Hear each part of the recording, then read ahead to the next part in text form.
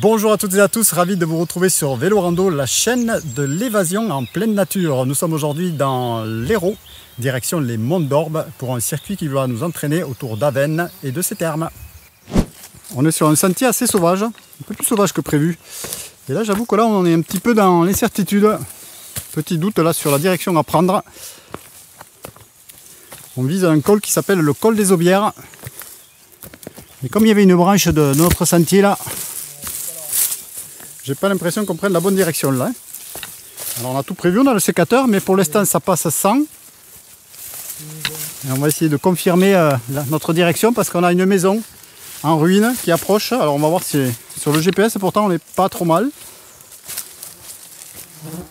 Allez, je suis sur un très court hors sentier parce que j'ai une ruine à proximité. Je ne peux jamais m'empêcher d'aller les visiter ces ruines. C'est la pampa, il y a tout ce qu'il faut, il y a des ronces. Il y a des fougères. Ouais, elle n'est pas si petite, hein, parce qu'elle est en plusieurs parties là. Je pense qu'on est à la cheminée là, ici. La partie principale. Encore, je ne suis pas certain. Hein. Voilà, vraiment la partie réservée au bétail, je suppose, ici. Et puis on a d'autres corps de bâtiments là, qui se succèdent. Un petit peu comme s'il y avait deux maisons collées les unes avec les autres.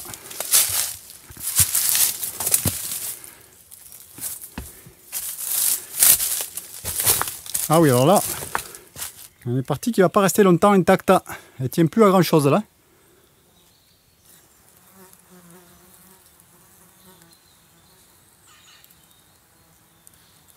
Alors, encore des habitations loin de tout, perdues vraiment sur les hauteurs. Vraiment isolé là. Hein. Allez, je retrouve ma pampa là. Et les ronces qui m'agressent.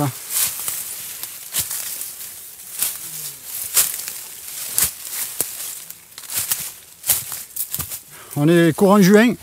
C'est dommage qu'on ne soit pas venu un peu plus tard dans la saison. Parce qu'au moins on aurait eu des murs à défaut de se piquer. On voit que un coupé, hein. Oui, ça a été un petit peu taillé là. Le passage quand même des randonneurs quand même ici doit être assez limité. Hein.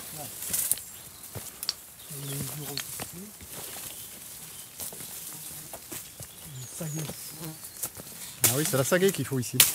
C'est même pas le sécateur.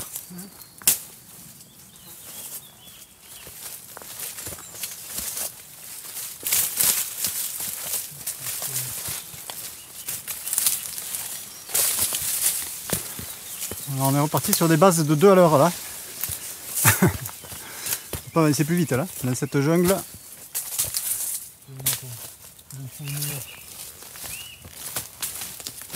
Je pense qu'on va en sortir.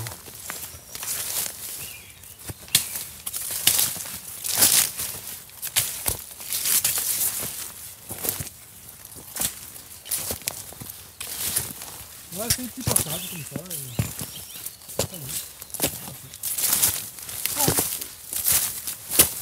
C'est l'arrivée au col des Aubières. On va aller chercher notre premier sommet du jour. Ça fait plaisir parce qu'on va enfin obtenir un panorama. On a eu très peu de vues assez dégagées dans ces sentiers assez encombrés par les arbres, les broussailles. Allez, c'est l'arrivée au col. On voit déjà le deuxième sommet avec son antenne. Ce sera pour dans une autre heure de plus facilement de marche. Donc on démouche, hein, malgré le vent. Et là-haut, c'est le sommet de Costubag, c'est son nom. On va pas être très haut, on sera à 530 mètres et des poussières. Mais je pense quand même qu'on aura un premier beau panorama sur le secteur.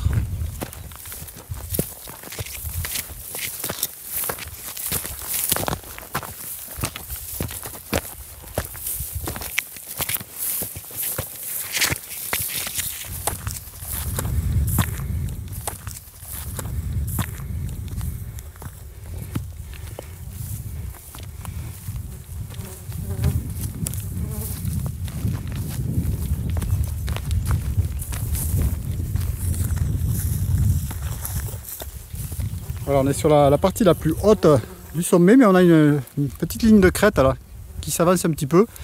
Je pense que les vues sont encore plus belles sur la vallée, donc on va aller jeter un coup d'œil là-bas. Ouais, je pense pas qu'on puisse aller bien plus loin, les vues vont se perdre après. On revoit une partie de l'itinéraire qu'on vient de faire depuis ce matin. On est parti donc à côté de l'usine Pierre Fabre, à côté du centre de Thalasso, Tavennes-les-Bains. On est parti un petit peu à l'ombre sous ce sommet là, et on a suivi le champ ensoleillé là sur la droite avant de monter tout droit vers ici.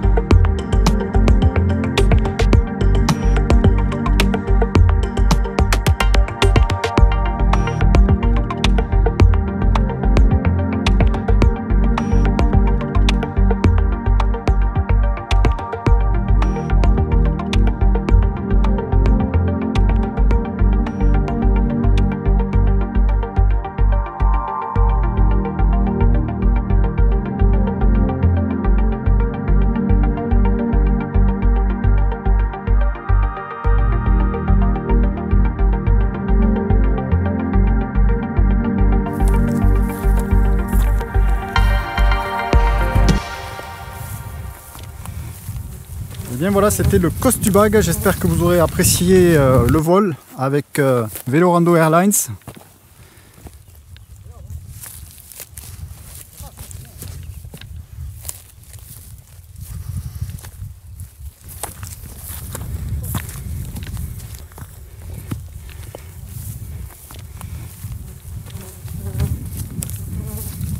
Et voici donc le second sommet de la journée avec son antenne. On aura une table d'orientation tout à l'heure. Pour l'instant, c'est de la descente qui nous attend. Ok, Coural, on arrive. Ah ben là, c'est sûr, on est dans des villages ruraux là, donc il y a des chiens, il y a des ânes, on entend un petit peu de tout là. Allez, on a encore notre costubag juste ici au-dessus de la maison, il apparaît. On était là-haut tout à l'heure. On vient de faire une courte traversée donc, de ce hameau, ce village du Coural. Ce coup-ci, c'est du sentier avec balisage. Je ne sais pas si c'est un PR ou un GR, je pense plutôt un PR. Mais ça commence avec des ronces et des choses piquantes là déjà d'entrée de jeu. On est déjà obligé de se frayer le chemin. Donc ça veut vraiment dire qu'il n'y a pas grand monde qui passe là. Parce que pour que tu fasses le chemin comme ça, ça arrive des fois, mais c'est assez rare sur des sentiers là, de voir du lierre carrément au sol. Il a envahi carrément tout le secteur là. Bon, c'est sûr, question période. On a choisi le moment de la saison où c'est le plus... où la végétation est la plus dense. Donc il y en a un petit peu partout là. Bah écoute, beaucoup plus sauvageon que j'imaginais.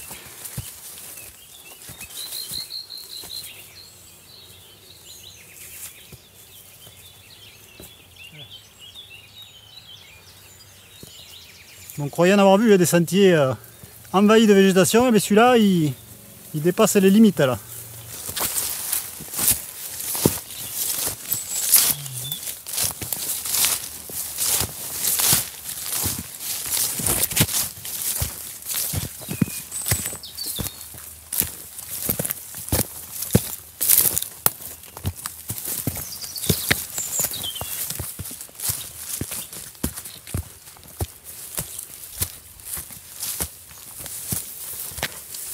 Broussaille, broussaille, nous voilà.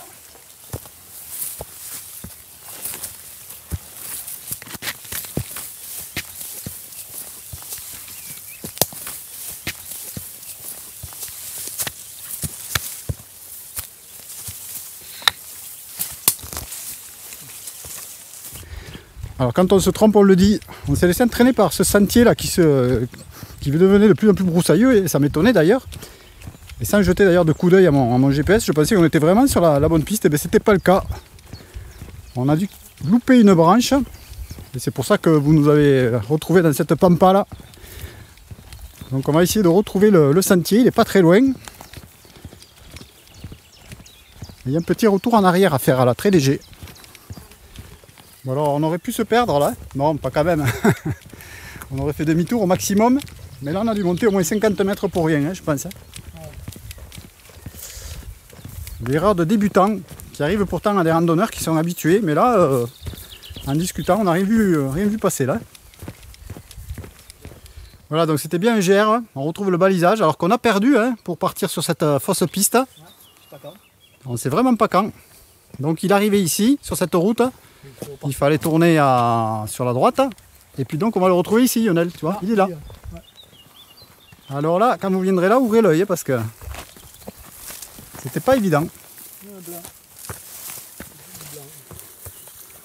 Voilà, par rapport au sentier de tout à l'heure, c'est légèrement mieux entretenu quand même. Hein. C'est un peu moins envahi par la végétation comme on avait là.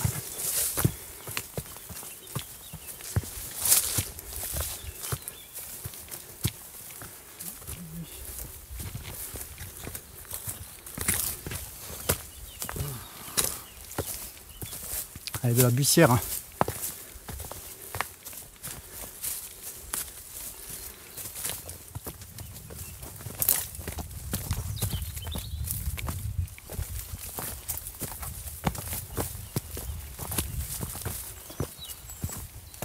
J'aurais dû me mettre la puce à l'oreille, est-ce que quand même on n'avait plus du tout de balisage depuis un petit moment, alors que là il y en a un ici, là, il y en a un tous les 50 mètres, et puis le sentier quand même est assez propre. Alors que tout à l'heure c'est la véritable jungle qu'on a traversée.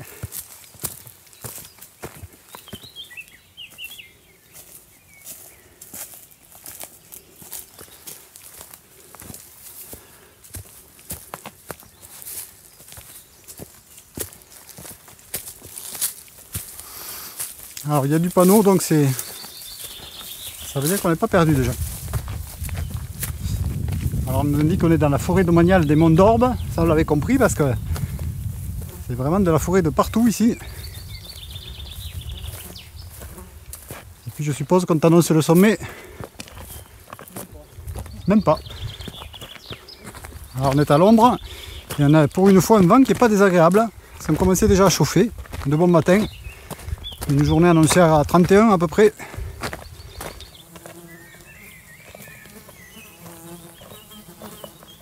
Je crois qu'on entre dans une zone avec des cèdres là. Cèdres de l'Atlas peut-être. En tout cas ça y ressemble, hein, avec son port de branches assez plat là. Caractéristique. Dis-moi le nom du sommet, Lionel là. Le Peyreguille. Ah, le Peyreguille. C'est vrai que j'ai du mal à le prononcer ce nom. On y est presque, ça sera à 703 mètres, point haut du parcours. Ah, un banc, il y avait longtemps qu'on n'en avait pas eu. Celui-là, il est en métal. Et surtout... Alors c'est dommage qu'on ait quand même ces arbres là, parce qu'on a une belle table d'orientation, mais juste un arbre qui nous bouche un peu la vue. Elle est jolie en plus cette table. Granit. Ouais, une sorte de granit, non? Ouais, c'est ça.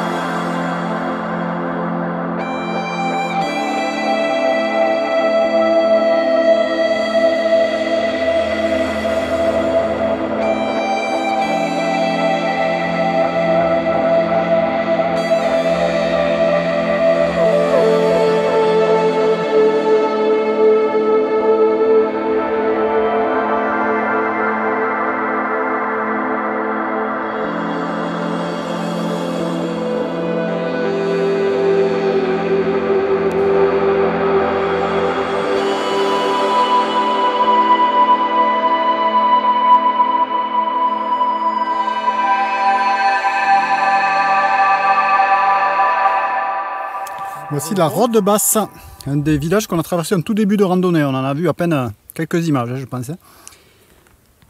Et puis donc à nouveau, les dernières vues au niveau de ce sommet à 702 mètres, avec l'Escandorgue, tout à fait au fond, avec sa quille là-bas. Quelques mots sur l'Escandorgue, c'est là-bas que prend source l'Orbe, qu'on a vu plusieurs fois dans la vidéo, qu'on va revoir tout à l'heure de beaucoup plus près. Et puis là c'est un petit peu dommage. On a un petit peu trop d'arbres en fait sur ce sommet. Il faudrait les couper, mais je sais bien que certains n'aimeront pas ça. Pourtant, il y en a quand même à foison des arbres. C'est pas quelques arbres en moins. Ouais, salut. Je reste sur le sommet là. Vous vous aimez les vidéos vélo rando, alors c'est le moment de vous abonner. Si ce n'est pas déjà fait, c'est très rapide, c'est gratuit. Vous allez également sur Instagram voir toutes les photos de ce parcours. Et puis rendez-vous chez notre partenaire bio, la boutique nutrinaturel.com, l'épicerie bio de référence et de qualité. Bah écoute Lionel, je ne sais pas si on n'a pas une meilleure vue sous le sommet là, vers cette partie du massif que sur le sommet. Parce qu'on n'a pas les arbres là qui nous bouchent l'horizon. Et là on peut vous montrer le... Allez, c'est l'Espinouse, on en voit à peine une petite partie. Et je crois qu'on voit la croix de Marcoux, le mont Marcoux, vers la droite. Et certainement le mont Tagut ne doit pas être très loin, un petit peu masqué par ces sommets. C'est des sommets que vous retrouverez en vidéo sur notre chaîne.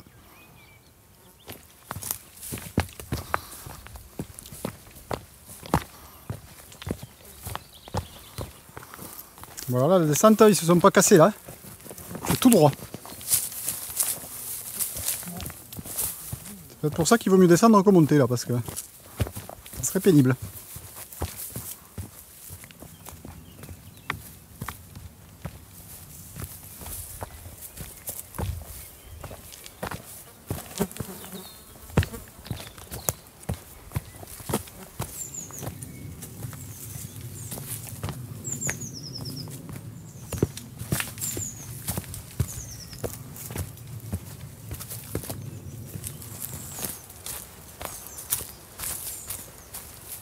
On dévale les derniers mètres dans cette pinède et on sera tout près d'Avena.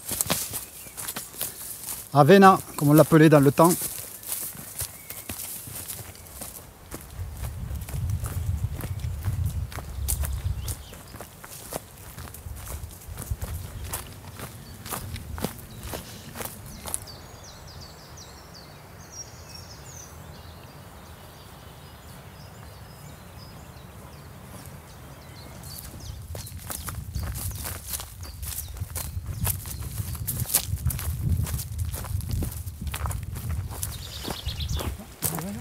Allez, on est sur le sentier panoramique. Quelques mètres à faire, là je crois qu'on est au bout déjà. Et on sera juste au-dessus d'Avena, avec une vue je pense qui va être jolie sur le village. On arrive à notre vierge là, qu'on avait aperçue plus haut. Le veille est sur le village. Et comme d'habitude, vous avez un banc qui vous attend. Table d'orientation peut-être.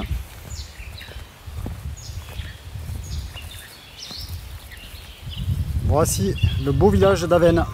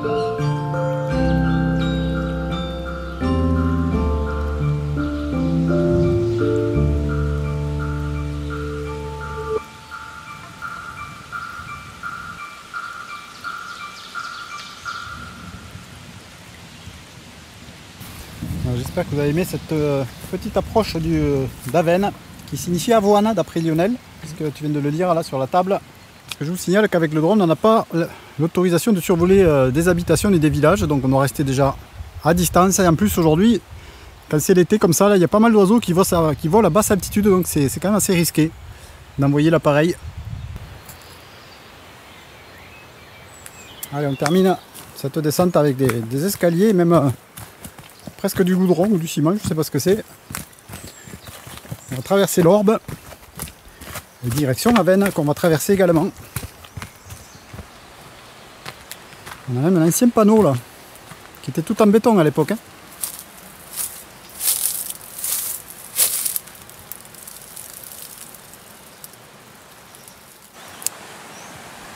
Allez, traversée de l'Orbe. Je vous ai pas dit une chose, c'est que l'Orbe il mesure 130 km. Donc il naît dans le plateau de l'Escandorgue et il se jette à Valras-Plage.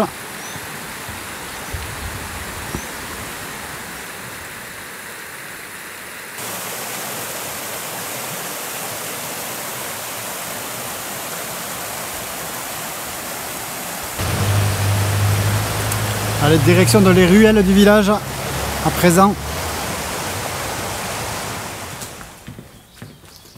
On va essayer de se diriger vers l'église.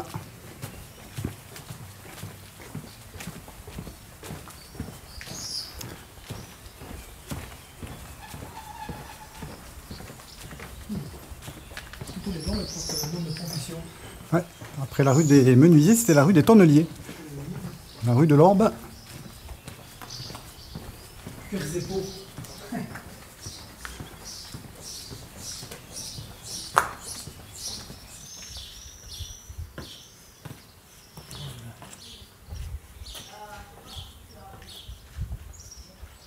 Voilà, on est porte de l'église, malheureusement. On ne rentrera pas, pourtant il est 11h, 11h30. Et là on retrouve à nouveau le rocher de la Vierge sur lequel on était tout à l'heure.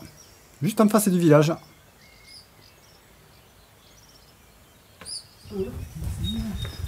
Et là on est donc dans la rue de la Siffrerie, tu me dis. Alors qu'est-ce que c'est qu'une siffrerie? Si vous savez, bien vous me le dites. Hein. Parce qu'à présent j'avais jamais entendu ce mot. Et c'est très sombre ici. Hein.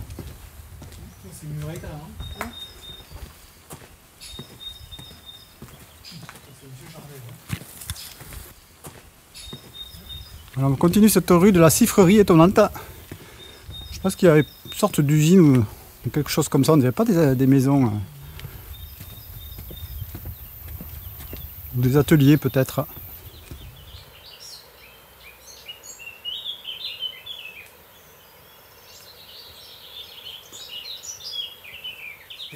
On arrive à la fin de la rue, on trouve ce passage là. Bon, je pense qu'il devait y avoir une maison, quelque chose, non? Tu vois quelque chose? Rien de spécial.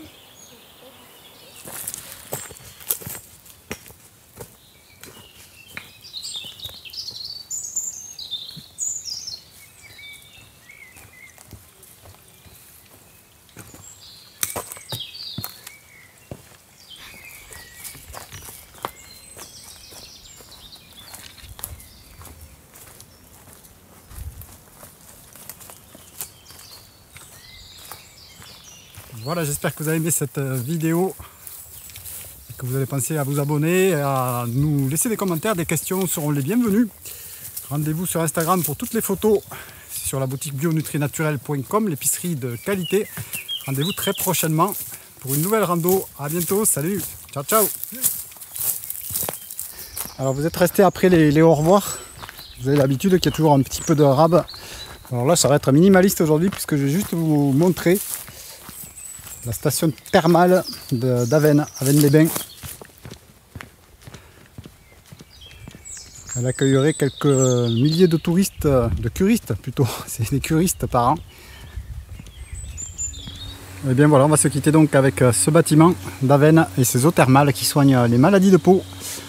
Cette fois-ci c'est terminé, on se donne rendez-vous très bientôt sur la chaîne. Salut!